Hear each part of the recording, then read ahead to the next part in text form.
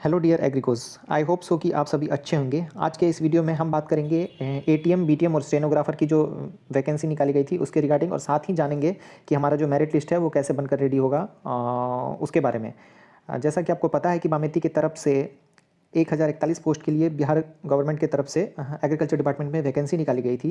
उसकी जो draft list है कल रात को जारी कर दी गई है। आप उसे बामेती के ऑफिशियल वेबसाइट से चेक कर सकते हैं। आपने जिस भी डिस्ट्रिक्ट से अप्लाई किया था वहाँ की मेरिट लिस्ट में आपका नाम और डिटेल्स शेयर कर दी गई है। मैं आपको इस वीडियो के डिस्क्रिप्शन में भी लिंक प्रोवाइड कर दूँगा कि ताकि आप वहाँ से जाके चेक कर सकते हैं और सेटिस्फाइड हो सकते हैं। और चलिए सबसे पहले बात करते हैं कि हमारा जो मेरिट लिस्ट है वो किस तरीके से बनकर रेडी होगा। जैसा कि आप देख पा रहे हैं, ये है टोटल 100 मार्क्स के लिए जो मेरिट लिस्ट है वो बनकर रेडी होगा।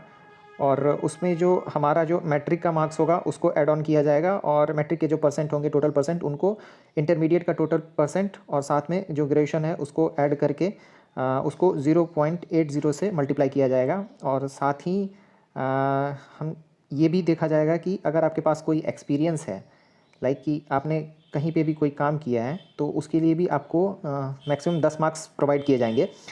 जैसा कि अगर आपके पास 1 साल का एक्सपीरियंस है तो आपको 2 मार्क्स, 2 साल का एक्सपीरियंस है तो 4 मार्क्स, और 3 साल का एक्सपीरियंस है तो 6 मार्क्स, और 4 साल का अगर एक्सपीरियंस है तो आपको 8 मार्क्स दिए जाएंगे। और अगर 5 साल या 5 साल से अधिक है तो आपको 10 मार्क्स मिलेंगे, यानी मैक्सिमम आपको एक्सपीरियंस के बेसिस पे 10 ही मार्क्स मिलेंगे।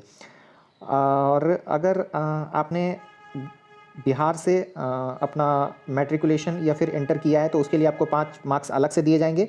और अगर आपने ग्रेजुएशन यानी बीएससी एग्रीकल्चर बिहार से किया है तो उसके लिए आपको 5 मार्क्स अलग से दिए जाएंगे। और अगर 5 मार्क्स वो आपको तब मिलेंगे अगर आपने ग्रेजुएशन में 75% मार्क्स से अधिक गेन किया है तो आपको 5 मार्क्स दिए जाएंगे। और अगर आपने ग्रेजुएशन में यानी बीएससी एग्रीकल्चर में अगर आपका मार्क्स 75% से कम और 60% से अधिक है तो आपको 2 मार्क्स दिए जाएंगे। और इस तरीके से आपका जो प्रॉपर मेरिट लिस्ट होगा वो क्रिएट किया जाएगा।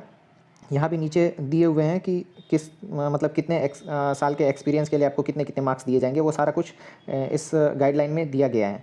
अब हम बात करते हैं कि कल रात को जो ड्राफ्ट लिस्ट जारी की गई है उसकी बात करते हैं। जैसे कि अगर हम देखना चाहें कि अररिया से किसी कैंडिडेट ने अगर अप्लाई किया है अगर एटीएम के लिए, तो एटीएम का इस तरीके से हम डालेंगे। और सेकंड चॉइस यानी एक स्टूडेंट था, उसने अररिया डाला हुआ था, उसने मुझे बोला है देखने के लिए, तो मैं उसके बारे में आपको बता रहा हूँ।